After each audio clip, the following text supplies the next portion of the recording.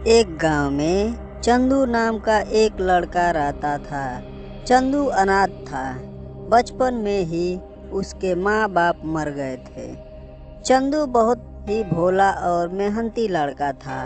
गांव वाले अक्सर ही उसके भोलेपन का फायदा उठा लिया करते थे। चंदू से गांव वाले बहुत ही कठिन मेहनत करवाते तथा उसके बदले में उसे कुछ खाने को दे देते थे। किसी तरह चंदू का गुजारा हो रहा था। एक दिन चंदू को बहुत जोर की भूख लगती है। वह गांव में इधर उधर खाना मांगता है। काका काका, मुझे बहुत जोर से भूख लगी है, मुझे कुछ खाने को दे दो ना। चल भाग यहाँ से, सुबह सुबह ही खाना मांगने आ गया। मैं तुझे कुछ भी खाने को नहीं दूंगा। चंदू बेचारा इधर उधर खाना मांगता है, लेकिन उसे कोई खाना नहीं देता। वह भूख की वजह से खाने की तलाश में गांव से बाहर चला जाता है और गांव से बाहर ही एक पेड़ के नीचे लेट जाता है। उसके पास चलने की ताकत नहीं रहती है। तभी वहां से एक आदमी जा रहा होता है। वह बच्चे को इस तरह लेटा देखकर उससे पूछता है, बेटा तुम कौन हो और यहाँ सुनसान जगह पर क्यों लेटे हो? तुम्हारे माता पिता कहाँ हैं? चंदू उस आदमी से कहता है, काका मेरे माता पिता नहीं हैं, मैं बहुत भूखा हूँ। गांव में किसी ने मुझे खाना नहीं दिया। मैं खाना की तलाश में निकला हूँ, लेकिन मुझसे और चला नहीं गया, इसलिए यहाँ पेड़ के छांव में लेट गया। उस आदमी को चंदू पर दया आ जाती है। वह चंदू को खाने के लिए देता है और कहता है, बेटा तुम मेरे साथ चलो, मैं तुम्हें खाने के लिए अच्छी अच्छी चीजें दूंगा। चंदू उस आदमी के साथ चला जाता है। वह आदमी चंदू को लेकर एक नदी के किनारे जाता है। नदी में एक नाव होती है जिस पर बैठकर दोनों नदी पार करते हैं। नदी पार करने के बाद वह आदमी चंदू को लेकर एक घने जंगल में चला जाता है। चंदू उस आदमी से पूछता है, काका काका आप मुझे कहाँ लेकर आ गए? मुझे बहुत डर लग रहा है। वह आदमी चंदू से कहता है, डरो मत बेटा, मैं तुम्हारे साथ हूँ, तुम्हें कुछ नहीं होगा। कुछ दूर जाने पर वह आदमी चंदू को एक पेड़ को दिखाता है और बोलता है, बेटा उस पेड़ को देखो, वह एक जादुई पेड़ है। तुम उससे जो भी मांगोगे वह तुम्हें दे देगा। चंदू उस पेड़ के पास जाता है और बोलता है, पेड़ बाबा, मेरा इस संसार में कोई नहीं है, मुझे कोई ऐसी चीज़ दे दो जिससे मैं अपना पेट भर सकूं।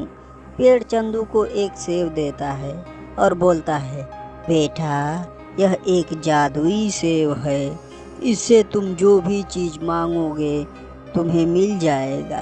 तुम इस जादुई पेड़ से कहना, हे जादुई पेड़ मुझे खाना दो, यह तुरंत तुम्हें खाना देना चालू कर देगा।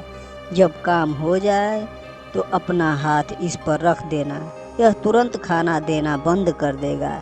चंदू सेब लेकर उस आदमी के पास चला जाता है। वह आदमी छुपकर चंदू और पेड़ की सारी बातें सुन लेता है।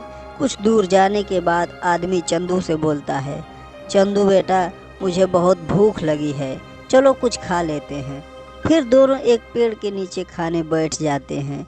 खाना खाने के बाद आदमी चंदू से बोलता है, बेटा थोड़ी देर आराम कर लेते हैं, तब यहाँ से चलते हैं।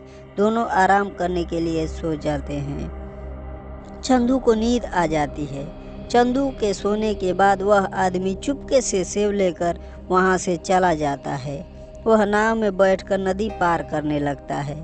नदी के थोड़ा अंदर जाने के बाद वह आदमी सोचता है, क्यों न मैं इस सेब से थोड़ा गहने मांगूं, देखता हूँ क्या सच में यह मुझे गहने देगा।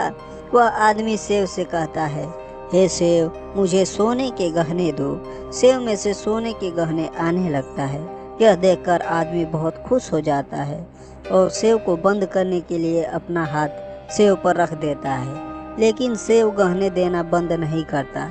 धीरे धीरे नाव में गहने भरने लगता है और गहनों की वजन की वजह से नाव डूब जाता है और वह आदमी भी डूबकर मर जाता है।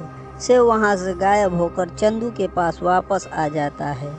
जब चंदू की नींद खुलती है तो वह आदमी को इधर उधर ढूंढता है जब वह आदमी नहीं मिलता तो चंदू अकेला ही सेव लेकर चल देता है। जब चंदू नदी के किनारे पहुंचता है तो देखता है कि नाव गायब है। वह समझ जाता है कि आदमी उसे छोड़कर अकेला चला गया है। वह सेव से कहता है, हे सेव, मुझे एक नाव दे दो। सेव में से एक नाव निकल जाता है। नाव निकलने के बाद चंदू सेव पर हाथ रख देता है। सेव में से नाव निकलना बंद हो जाता है और चंदू नाव पर बैठकर अपने घर चला जाता है।